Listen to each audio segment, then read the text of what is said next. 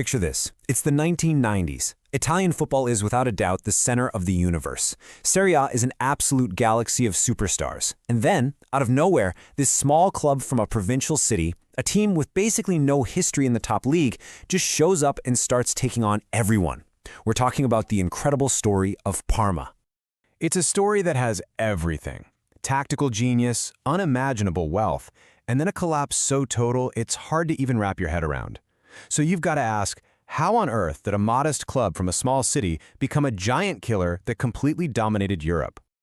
Okay, so before the 90s, let's be real. Parma was, well, a nobody in the football world. I mean, the city was famous for Parma ham and Parmesan cheese, not for trophies. For most of their existence, they were just another team making up the numbers in Italy's lower divisions. I mean, we're talking over 70 years of bouncing between the second, third, and even fourth tiers of Italian football. They had one single lonely season in Serie A way back in the 1920s. But then, something shifted.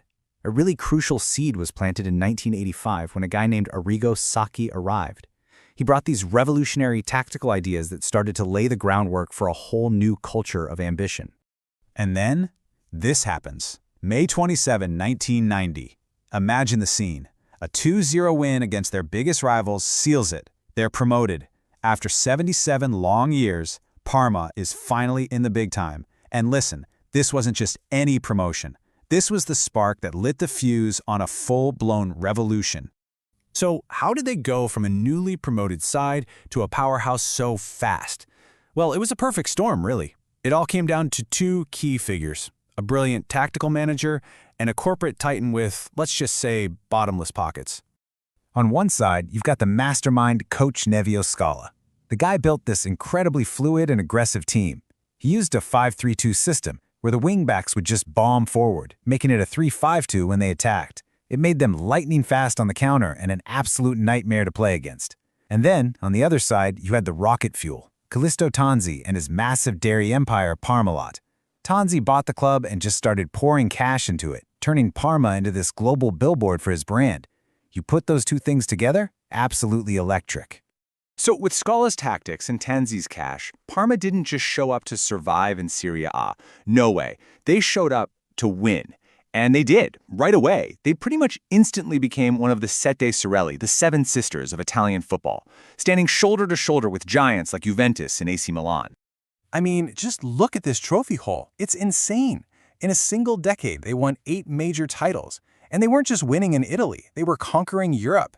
The Coppa Italia in '92, the Cup Winners' Cup in '93, and 2 UEFA Cups. This was pure, sustained dominance from a club that was a complete unknown just a few years earlier.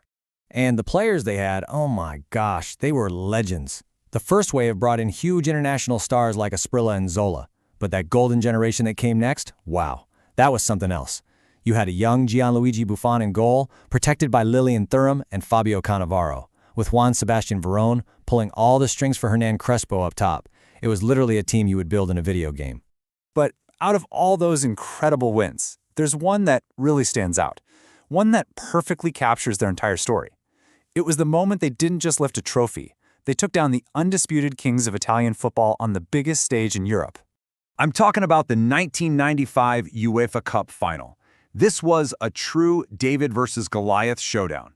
You've got little Parma, the upstarts, facing this absolute juggernaut of a Juventus team, led by the one and only Marcello Lippi.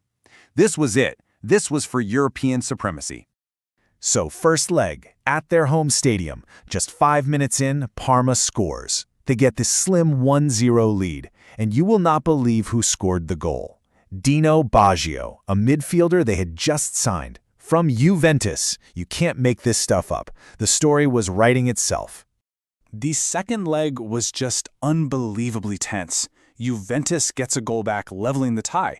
And you're thinking, okay, this is it. The fairy tale was over. But then Dino Baggio, the guy Juventus sold, does it again. He pops up with a decisive goal, silencing the massive crowd and delivering the trophy to Parma. And just like that, Parma were champions of Europe. And they did it by taking down their fiercest rivals. This was their masterpiece, their crowning achievement. This was the moment they proved to the entire world that they truly belonged at the very top. You know their coach, Nevio Scala? He really said it best. He admitted they probably didn't have the endurance for that long, grinding marathon of a league title race. But in a one-off, high-stakes, winner-take-all game, he said they were as good as anyone. And honestly, he was right. They were fearless. But here's the thing. This beautiful dream, it had a really dark secret. That whole glittering palace they built, it was sitting on a foundation of sand. And the very same force that fueled their incredible rise was about to cause its spectacular, catastrophic destruction. The truth is, the money wasn't real. Parmalat's global empire was a fiction, propped up by a mountain of fraudulent debt. In 2003, the whole house of cards came crashing down in a massive scandal people called Europe's Enron. And of course, the football club, Parma, was dragged right down into the mud with it.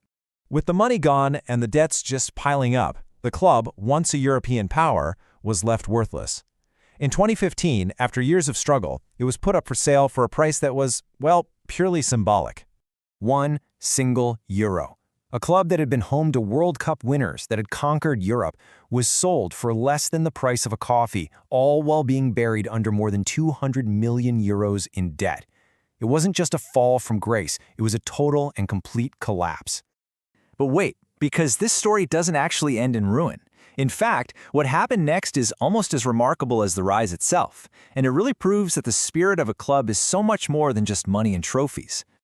So after that bankruptcy in 2015, the club was literally reborn.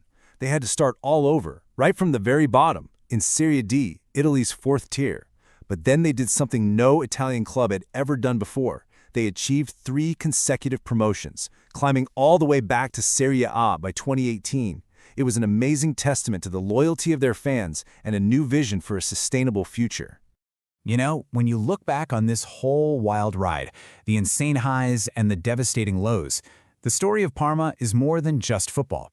It's a thrilling but also cautionary tale about ambition, glory, and the true cost of a dream. And it kind of leaves you with this one big question to think about. How much is success really worth if it's built to burn out rather than to last?